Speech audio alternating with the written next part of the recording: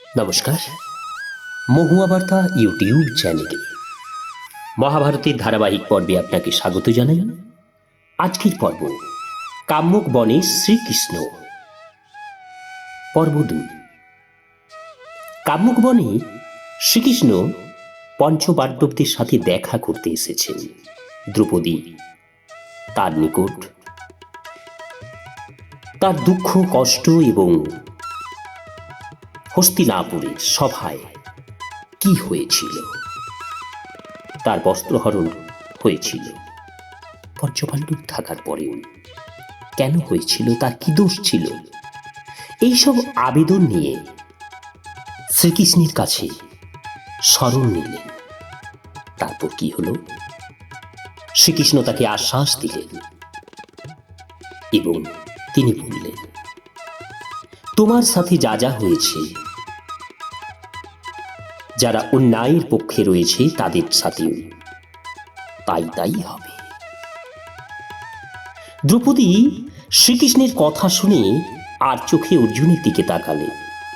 অর্জুন বললেন, প্রিয়ে তুমি কেঁদো না, শ্রীকৃষ্ণ যা বলছেন তেমনই ঘটবে, এর অন্যথা হবে না। ধৃতরাষ্ট্র বললেন, ভগ্নী আমি দ্রোণকে শিখণ্ডী, পিতামহ ভীষ্মকে, ভীম দুর্যোধনকে এবং অর্জুন কর্ণকে বধ করবে। আমরা যখন বলবান এবং শ্রীকৃষ্ণের সাহায্য পেয়েছি তখন স্বয়ং ইচ্ছাও আমাদের পরাজিত করতে পারবেন না। ধৃতরাষ্ট্রের পুত্ররা তো নগণ্য। সকলে এবার শ্রীকৃষ্ণের দিকে ফিরে তাকালেন। শ্রীকৃষ্ণ ধর্মরাজ যুধিষ্ঠিরকে বললেন, রাজন আমি সেই সময় দ্বারকাতে থাকলে আপনাদের এত বিপদে পড়তে হতো না। যদি কুরুবংশীয়রা আমাকে দূত সভায় আমন্ত্রণ নাও করতেন, তবুও আমি ওখানে উপস্থিত হয়ে পাশা খেলার কুফলাদি বুঝিয়ে খেলা বন্ধ করে দিতাম। আমি পিতামহ ভীষ্ম, দ্রোণাচার্য, কৃপাচার্য এবং বাল্মীকিদের সামনে ধৃতরাষ্ট্রকে বলতাম, রাজন আপনি পুত্রদের পাশা খেলতে দেবেন না। পাশার জন্য রাজা নলকে কত বিপদে পড়তে হয়েছে জানেন? আমি তা ওকে শোনাতাম। ধর্মরাজ সেই পাশার জন্যই আপনি রাজ্যচ্যুত হয়েছেন। পাশা অসময়ে ধন সম্পত্তি বিনাশপ্রাপ্ত হয়। এই খেলাতে তীব্র আকর্ষণ জন্মায় আর তার ফলে এই খেলা থেকে বিরত হওয়াও কঠিন হয়ে ওঠে। মহিলাদের সঙ্গে হাস্য কৌতুক, পাশা খেলা, শিকারের নেশা এবং মদ্যপান মানুষের জীবনে দুঃখ আনতে পারে। এইগুলির দ্বারা মানুষ শ্রীভ্রষ্ট হয়। এই চারটির মধ্যেও পাশা খেলা সব থেকে খারাপ। পাশা দ্বারা একদিনে সমস্ত সম্পত্তি ধ্বংস হয়ে যায়, মানুষ খারাপ স্বভাবগ্রস্ত হয়ে যায়, ধর্ম অর্থ ইত্যাদির ভোগ না করেই নাশ হয় এবং বন্ধু বান্ধব আত্মীয় স্বজনও এর জন্য খারাপ ব্যবহার করে। আমি রাজা ধৃতরাষ্ট্রকে পাশার আরও নানা দোষের কথা বলতাম। যদি তিনি আমার কথা মেনে নিতেন তাহলে কুরুবংশের মঙ্গল হতো এবং ধর্মরক্ষা হতো। তিনি আমার এই হিতৈষীপূর্ণ কথা না শুনলে নিজেই আমি দণ্ডদান করতাম। তার স্তাবক সভাসদরা যদি অন্যায়বশত তার পক্ষ নিতেন তাহলে আমি তাদেরও প্রাণদণ্ড দিতাম। সেই সময় আমি দ্বারকায় না থাকাতেই আপনি পাশা খেলে বিপত্তি ডেকে এনেছেন, তাই আজ আপনাদের এই বিপদ। যুধিষ্ঠির জিজ্ঞাসা করলেন, শ্রীকৃষ্ণ তুমি সেই সময় দ্বারকায় না থেকে কোথায় ছিলে, কি কাজ করছিলে? ভগবান শ্রীকৃষ্ণ বললেন, ধর্মরাজ সেই সময় আমি সালবোর এবং তার বিশালাকার সৌভ বিমান ধ্বংস করার জন্য দ্বারকার বাইরে গিয়েছিলাম। যখন আপনার রাজসূয় যজ্ঞে আমার অগ্রপূজা করা হয়েছিল এবং শিশুপালের ঔদ্ধত্যের জন্য আমি তাকে পরিপূর্ণ সভার মধ্যে চক্রের সাহায্যে মেরে দিয়েছিলাম, তখন আমি তো সেখানে ছিলাম। আর ওদিকে শিশুপালের মৃত্যুর সংবাদ পেয়ে শাল্ব দ্বারকাতে চড়াও হয়েছিল, আর সে তার সপ্ত ধাতু নির্মিত সৌভ বিমানে করে অত্যন্ত নিষ্ঠুরভাবে দ্বারকার কুমারদের বধ করতে থাকে। বাগান মহল সব ভেঙে নষ্ট করে দিতে থাকে, আর সে লোকেদের জিজ্ঞাসা করতে থাকে, যাদব ধাম মূর্খ কৃষ্ণ কোথায়?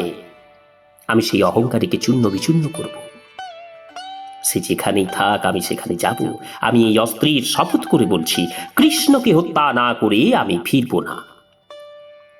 সালভো আরো বলেছে যে বিশ্বাসঘাতক কৃষ্ণ আমার বন্ধু শিশুপালকে বধ করেছে, তাই আজ আমি তাকে জমালয়ে পাঠাবো। সালভো অনেক কটু কথা বলে দ্বারকার অনেক অশান্তি সৃষ্টি করছিল এবং সৌভ বিমানে বসে আমার প্রতীক্ষায় ছিল। আমি যখন দ্বারকায় ফিরে ওখানকার দুর্দশা দেখলাম, তখন আমি অত্যন্ত ক্ষুব্ধ হলাম এবং তার অপকর্মের কথা চিন্তা করে স্থির করলাম যে তাকে প্রাণদণ্ড দেওয়াই উচিত। অতএব দ্বারকা থেকে বেরিয়ে তাকে খুঁজতে খুঁজতে সমুদ্রের মধ্যে এক ভয়ানক দ্বীপে তাকে তার বিমান সহ দেখতে পেলাম। আর তখন আমি পাঞ্চজন্য শঙ্খ বাজিয়ে তাকে যুদ্ধে আহ্বান করলাম। আমাদের মধ্যে ভীষণ যুদ্ধ আরম্ভ হলো, আর শেষে সালভো সহ সমস্ত দানবদের হত্যা করে আমি তাদের ধরাশায়ী করলাম। আমার দ্বারকায় না থাকার এটিই হলো কারণ। আমি যখন দ্বারকাতে ফিরে এলাম, তখন জানতে পারলাম যে হস্তিনাপুরে কপট দূতে আপনাদের সব কিছু ওরা জিতে নিয়েছে, আর আমি তখনই রওনা হয়েছি এবং হস্তিনাপুর হয়ে এখানে আসছি। যুধিষ্ঠির জিজ্ঞাসা করায় ভগবান শ্রীকৃষ্ণ তাকে সবিস্তারে সালভো বধের কাহিনী শোনালেন এবং দ্বারকা যাবার অনুমতি চাইলেন।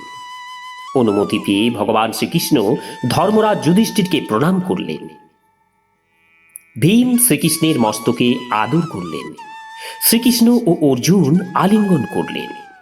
নকুল সহদেব তাকে প্রণাম করলেন। পুরোহিত ধৌম তাকে সম্মান জানালেন। দ্রৌপদী অশ্রু সজল নয়নে তাকে বিদায় জানালেন। শ্রীকৃষ্ণ তার রথে সুভদ্রা এবং অভিমন্যুকে নিয়ে যুধিষ্ঠিরকে বারংবার সান্ত্বনা দিয়ে দ্বারকায় রওনা হলেন। তারপর ধৃষ্টদ্যুম্ন দ্রৌপদীর পুত্রদের নিয়ে নিজ দেশে প্রস্থান করলেন। শিশুপালের পুত্র ধৃষ্টকেতু তার ভগ্নী করেনুমতিকে, নকুলের স্ত্রীকে নিয়ে তার নগরী শুক্তিমতির দিকে যাত্রা করলেন। সব রাজা মহারাজা নিজ নিজ দেশে প্রত্যাবর্তন করলেন। পাণ্ডবরা প্রজাদের অনেকবার করে দেশে ফিরে যেতে বললেন, কিন্তু তারা ফিরলেন না। সেই দৃশ্য ছিল বড় অনুপম। সকলে ফিরে গেলে যুধিষ্ঠির ব্রাহ্মণদের আপ্যায়ন করে তাদের কাছে এগিয়ে যাবার জন্য অনুমতি চাইলেন এবং সেবকদের রথ প্রস্তুত করতে নির্দেশ দিলেন। নমস্কার, আজকের পর্ব এখানেই শেষ করছি। আগামী পর্ব পাণ্ডবদের দ্বৈতবনে বাস, মার্কণ্ডেয় মুনি এবং দালভ্য বকের উপদেশ। চ্যানেলে যারা নতুন তাদের অনুরোধ জানাবো চ্যানেলটি সাবস্ক্রাইব করে মহাভারতের ধারাবাহিক পর্বগুলি শ্রবণ করুন। রাধে রাধে, হরে কৃষ্ণ।